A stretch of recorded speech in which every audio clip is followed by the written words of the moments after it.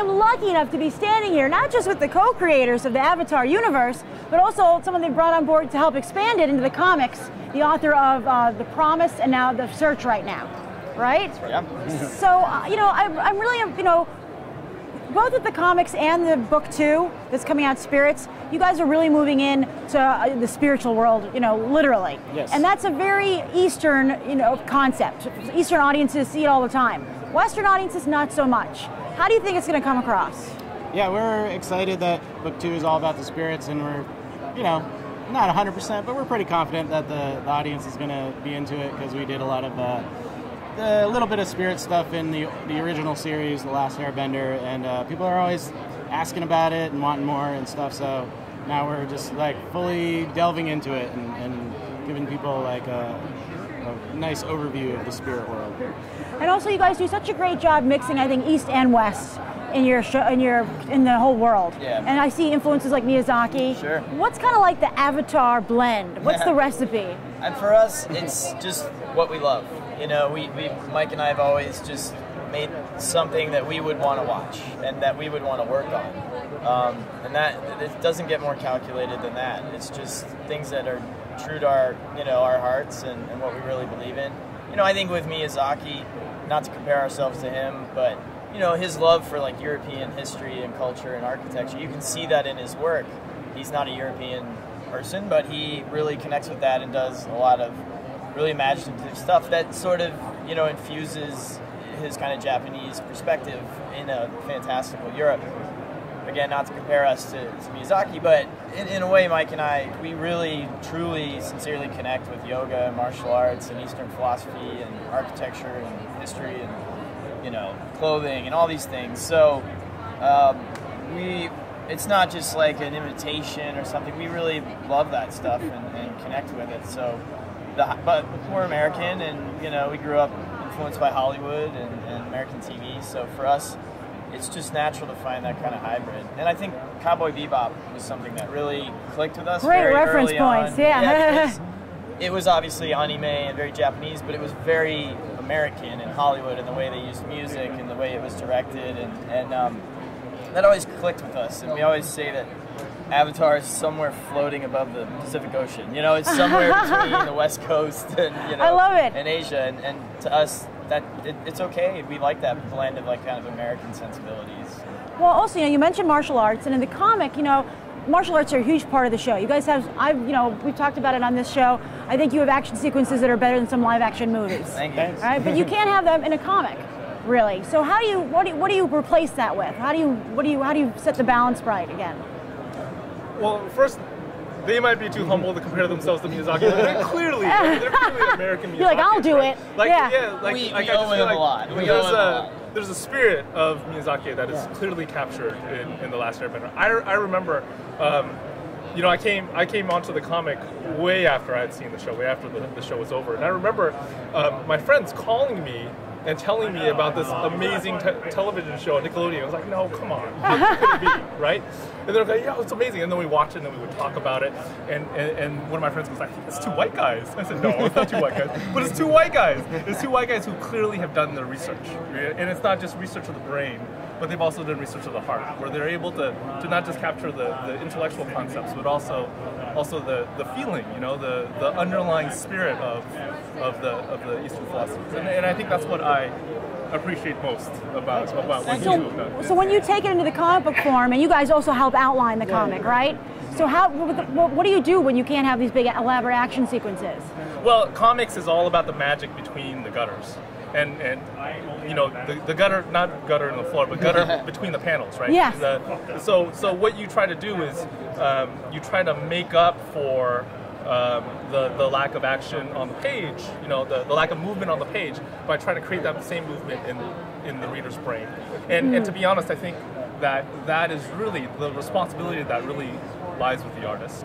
Yeah. Gurihiru. Don't mess it up. Yeah. Gurihiru, they are just incredible artists, and even just a character, you know, Aang just standing there, to me has so much movement and animation and life in it on a still panel. So I actually think of their comics as quite lively and action filled, you know. So I mean, that's the testament of a really good drawing, is like there's movement in it. Wow. You know, so I look at their work and go, man, how do I get this much movement in my drawings? So I actually don't even think of the comics as not having the action. Sure, when you've got Joaquim Dos Santos, supervising our storyboards, and Studio Mir and Studio Puro doing the animation, sure, it's hard to top that. But. Well, with the comic, you guys had a huge twist that you dropped in the comic, in The Search, with Zuko. Yes. All right, why did you choose to do that in the comic? Well, the Zuko's mom, what happened to her story is just, it's something that was kind of left over from the original series, one of those unanswered questions that literally people have been asking us every day.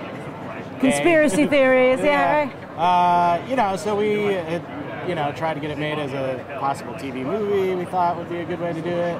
That didn't really pan out, but when it came, and then we got the comics going. It was like, this seems like the perfect way to have the time to tell this story, because we didn't know animation-wise if we'd ever have the right time and place to do it. So it just kind of naturally happened, I guess.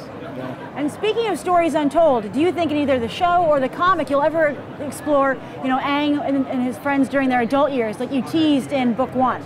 Well,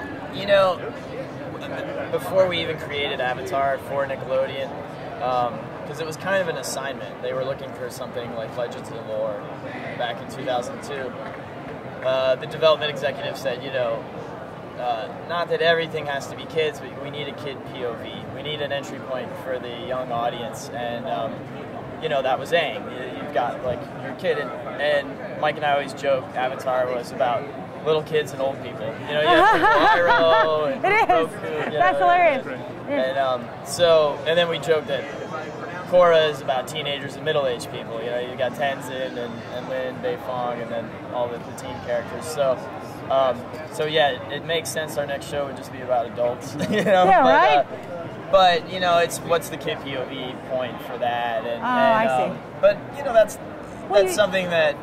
You say the kid POV point, but I think your audience is growing up with you. This is why I think Korra is so successful. It is a Nickelodeon property, so it's got to make sense. No, but that's why we still, we have Tenzin's kids as kind of even a younger entry point. That's true. You can have babies watch this now. Yeah, probably. We've had fans who are 3 years old. So. Yeah. Wow, that's Mike and I are, well, I'm going to speak for myself, and I'm always interested in new, fresh, pushing new ideas and new characters and exploring new things, and I appreciate that the fans really get attached to the characters and they just want to see them for the rest of their lives, and I'm not like that. I'm more attached to the story. Once that story's finished, I love the characters, but I don't feel the need to go back. And so that's just where I am. I just want to move on, and that's why we did Korra. It was a new series of new characters in the world, and if we're going to go back into the world again after Korra, I want to do something else, and I mean, Aang and all those characters, they're like my children, but I don't feel the need to just work with those characters. You don't have to put a bow on it, right? Yeah, for the rest of my life. To me, it waters it down. I don't want to do a whole other animated series for another 6 years of our lives with just Aang, and I'm like, who else is in this world? So chain him to your leg, right? Yeah. But I love that the comics are a really good medium for that. For the people who keep exploring it. Pass the ball to Gene, right? Yeah. And Gene is really passionate about. He does want to explore that, and Mike has always had more interest in that, and so it's awesome that we have this other medium, because to make it like a series, I mean, that's just you have to bleed it for years for it to exist, and this is a nice small team that can do a beautiful job, and so many people can enjoy these stories, Well, I'm told I have one more question. I can stand here and talk to you guys all day, okay? But can you give us some teasers about what's going to come up both in the world of the animated show and the comics? For instance, my favorite character is Lin Beifong. Yes. Can I expect a comic? Can she get her own comic, please? Or is she going to be a part of? Will she be a part of Spirits? Because they're moving to the. You know what? We knew that people are not going to be happy. She's not in book 2 that much, but we're already working on books 3 and 4. She's a huge part of those. So I know people are going to be like, where's Toph? It's where's Lynn? And even I the other day was where's Lynn in this season? But she's around. The story moved out of Republic City, and she's very Republic City centric. So for her in particular, it's like, don't worry, there's going to be 52 episodes total of Korra, but I'll let Mike speak to the rest of Gene. Oh yeah, no, we're gonna see more of Korra's home in the South. We'll get to see a lot of that, and then all the spirit stuff is just gonna be awesome. We can't wait to show everybody that, and then we're doing this great backstory about the very first Avatar. Oh wow! So it's in book 2, or yeah, book 2. Okay, yeah, it's great. part of Korra's story, and we found a way to weave in this idea that we've had for years about kind of the mythical origins of the first Avatar. Wow! And what can we expect from the comic? I'm so excited about that. You're like, oh, what? Yeah, Me? well, in the next few comics, we'll be talking about the spirit world as well. I guess it's a pretty spirit worldy. Yeah. We found, because we were working on book 2 around the same time, so we found some good connections between like spirit world stuff we were doing in book 2 and the spirit stuff in the search. And there'll be a lot of talk. There may not be any Lin, but there's a lot of talk. There you go. Thank goodness. Great. Comics, Thank you so much.